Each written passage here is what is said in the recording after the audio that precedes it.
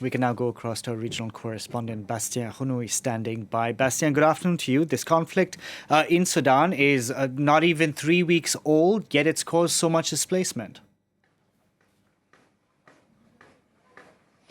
Good afternoon. Yes, the situation is getting worse day after day as the fighting continues in Sudan. The UNHCR, the United Nations Refugee Agency, already said that more than 330,000 people had to flee their homes within the country. Most of them are from the region of Darfur, and many more are yet to be displaced because tens of thousands of people are still stranded within cities that are affected by the conflict at the moment, such as El Janina or Khartoum, the capital city of Sudan, and it's very difficult to leave these cities as the fighting continues.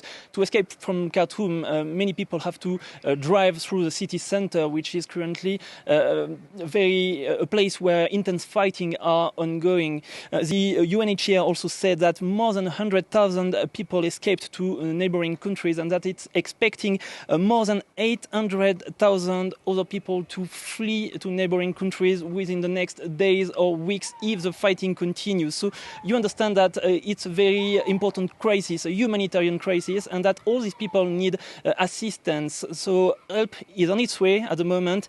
We know that the ICRC, the International Committee of the Red Cross, already sent 8 tons of medical supplies to Port Sudan. We know that French NGO MSF already sent 10 tons of medical supplies to an hospital in Khartoum, one of the remaining hospitals in Khartoum, where more than 70% of medical facilities have been destroyed by the war.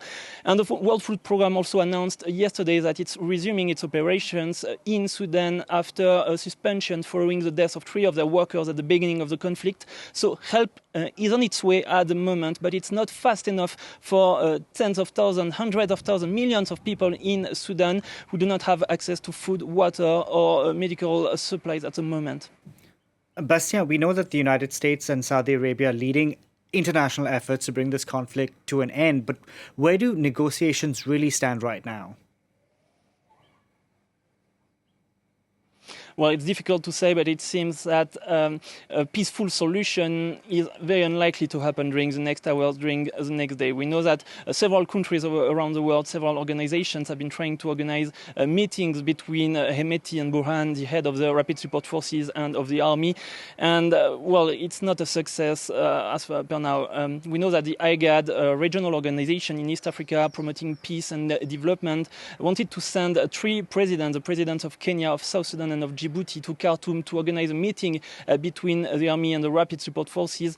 It's yet to happen. We know that both the army and the Rapid Support Forces agreed to meet in Juba, the capital of South Sudan. We have no information for the moment about such a meeting. It seems that it's not happening at the moment. So according to my contacts in Khartoum, a peaceful solution is very unlikely.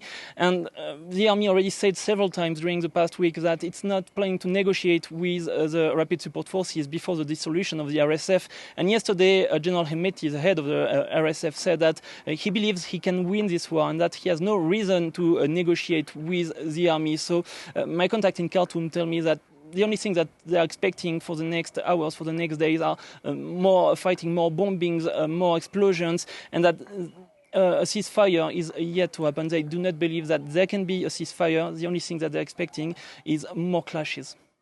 Bastien, thank you very much for that. Bastien Renouil reporting there for us.